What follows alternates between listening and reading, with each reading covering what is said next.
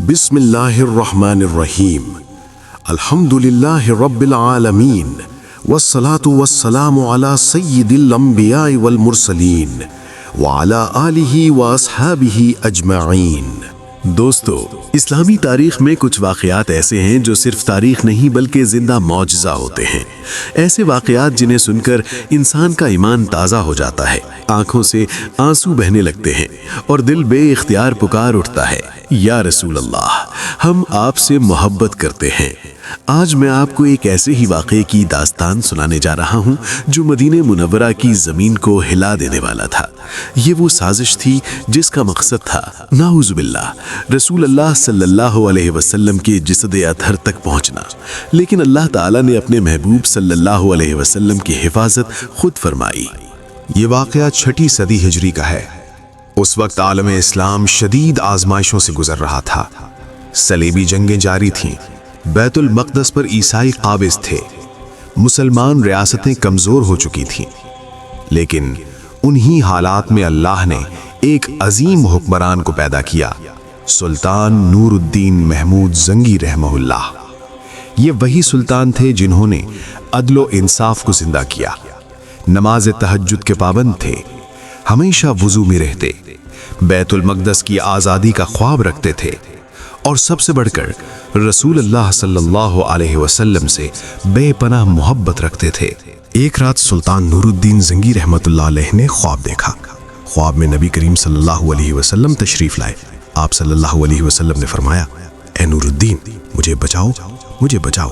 سلطان گھبرا کر جاگ اٹھے، وضو کیا، نفل ادا کیے، رو رو کر دعا کی، لیکن اگلی رات پھر وہی خواب، تیسری رات بھی وہی منظر۔ اب اس بار حضور صلی اللہ علیہ وسلم نے 2 آدمیوں کی طرف اشارہ فرمایا۔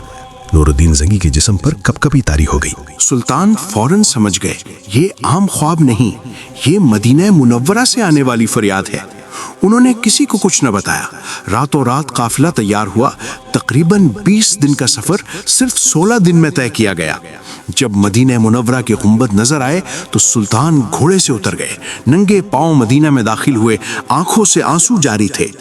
روضہ اقدس کے سامنے کھڑے ہو کر عرض کیا، یا رسول اللہ صلی اللہ علیہ وسلم، آپ کے غلام حاضر ہیں۔ پھر دل میں کہا، اے اللہ، اگر یہاں واقعی کوئی خطرہ ہے تو مجھے اس کا پتہ دے دے۔ سلطان نے اعلان کروایا، مدینہ کے تمام لوگ جمع ہوں، میں سب میں صدقہ تقسیم کروں گا۔ ایک ایک شخص آتا، سلطان غور سے چہرہ دیکھتے، لیکن وہ 2 چہرے نظر نہ آئے جو خواب میں دیکھے تھے۔ آخر پوچھا گیا، کیا کوئی باقی رہ گیا ہے؟ کہا گیا، 2 مغربی ملکوں سے آئے ہوئے زاہد ہیں، ہمیشہ مسجد میں عبادت کرتے ہیں، بہت نیک سمجھے جاتے ہیں۔ سلطان کا رنگ بدل گیا، کہا، انہیں فوراً حاضر کرو۔ جب وہ دونوں آئے تو سلطان کانپ اٹھا۔ یہ وہی چہرے تھے جو خواب میں دکھائے گئے تھے۔ وہ خود کو مسلمان ظاہر کرتے تھے، کہتے، ہم زاہد ہیں، دن رات عبادت کرتے ہیں، مدینہ کی خدمت کے لیے آئے ہیں۔ لیکن سلطان کو اطمینان نہ ہوا، ان کے گھر کی تلاشی کا حکم دیا گیا۔ جب ان کا گھر کھودا گیا تو زمین کے نیچے ایک سرنگ ملی۔ وہ سرنگ سیدھی روضہ رسول صلی اللہ علیہ وسلم کی طرف جا رہی تھی۔ سرنگ اتنی گہری تھی کہ اگر چند دن اور مل جاتے تو وہ نعوذ باللہ قبر مبارک تک پہنچ جاتے۔ تاریخ بتاتی ہے یہ دونوں عیسائی جاسوس تھے، انہیں صلیبی حکمرانوں نے بھیجا تھا۔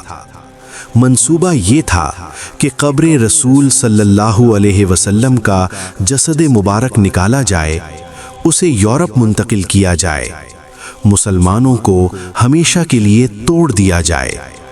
یہ سازش تاریخ کی سب سے خطرناک سازش تھی۔ جب جرم ثابت ہو گیا تو سلطان نور الدین زنگی نے حکم دیا، ان دونوں کو وہیں سزا دی جائے جہاں انہوں نے یہ جسارت کی۔ دونوں کو قتل کر دیا گیا۔ سلطان نے فوراً حکم دیا، روضہ رسول صلی اللہ علیہ وسلم کے گرد پگھلا ہوا سیسا ڈالا جائے۔ آج بھی روضہ اقدس کے نیچے سیسے کی مضبوط دیوار موجود ہے۔ یہ سب اسی واقعے کے بعد بنایا گیا۔ یہ کیوں سب سے اہم سازش تھی؟ کیونکہ یہ براہ راست رسول اللہ صلی اللہ علیہ وسلم کے جسد اطہر پر حملہ تھا۔ دشمن مسجد کے اندر رہ کر سازش کر رہا تھا۔ پوری امت بے خبر تھی۔ اگر خواب نہ آتا تو انجام ناقابل تصور تھا۔ یہ واقعہ ثابت کرتا ہے اللہ خود اپنے محبوب صلی اللہ علیہ وسلم کی حفاظت فرماتا ہے۔ دوستو، یہ واقعہ ہمیں بتاتا ہے کہ نبی کریم صلی اللہ علیہ وسلم اپنی امت سے باخبر ہیں۔ اللہ کی اولیاء آج بھی دین کے محافظ ہیں۔ دشمن چاہے کتنا ہی چالاک ہو، اللہ کی مدد کے سامنے ناکام ہو جاتا ہے۔ قرآن سچ فرماتا ہے، واللہ یعصمک من الناس، اللہ آپ کو لوگوں سے محفوظ رکھے گا۔ آج بھی جب ہم مدینہ جاتے ہیں تو سکون ملتا ہے۔ اس سکون کے پیچھے اللہ کی وہ حفاظت ہے جو قیامت تک قائم رہے گی۔